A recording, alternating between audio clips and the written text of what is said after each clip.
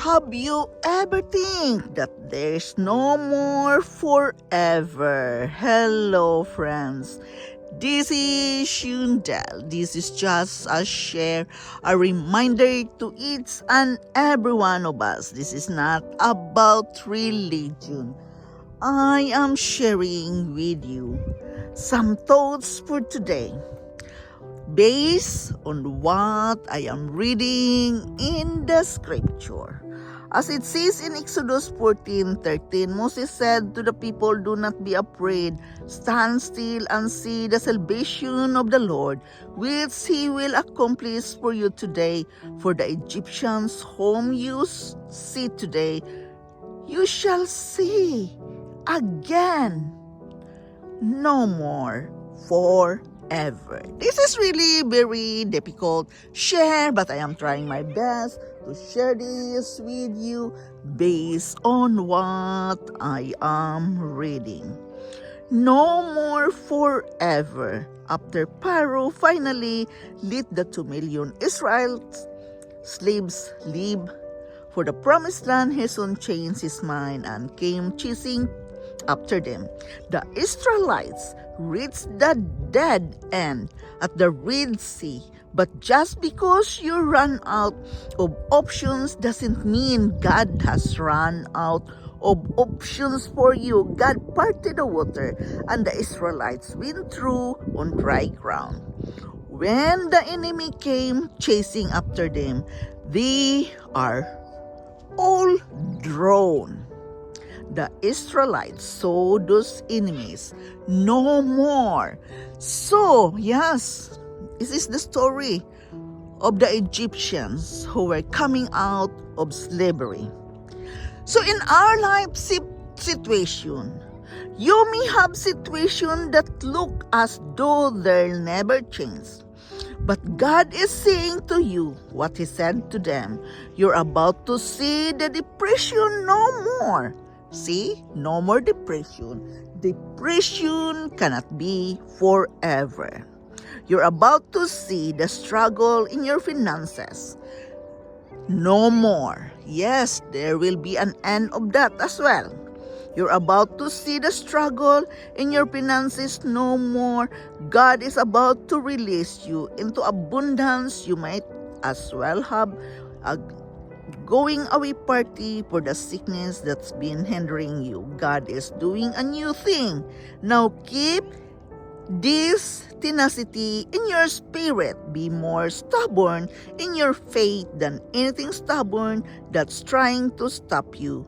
You are well able to outlast what's trying to stop you by the strength of God, by the strength of the Holy Spirit. Believe me, you can survive life.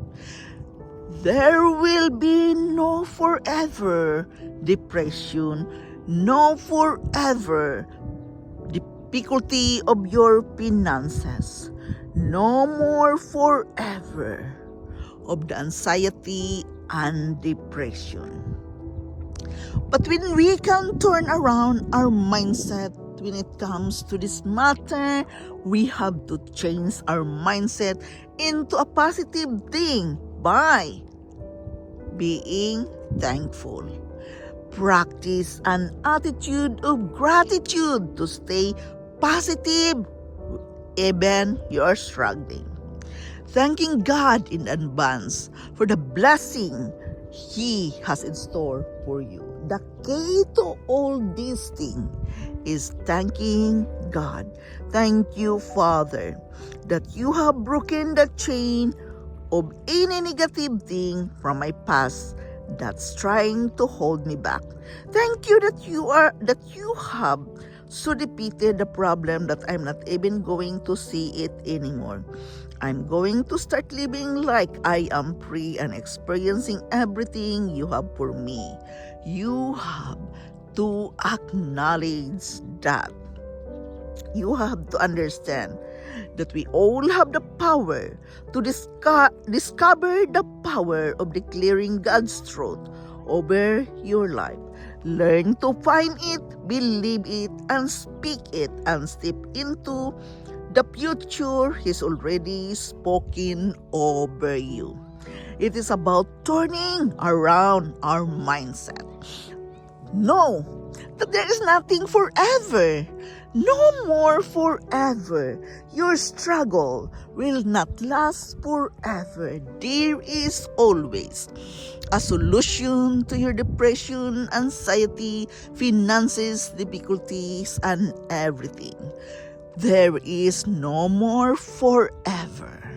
You have to understand that everything has an end, and that we have to be patient to embrace and face the reality of life. That is life.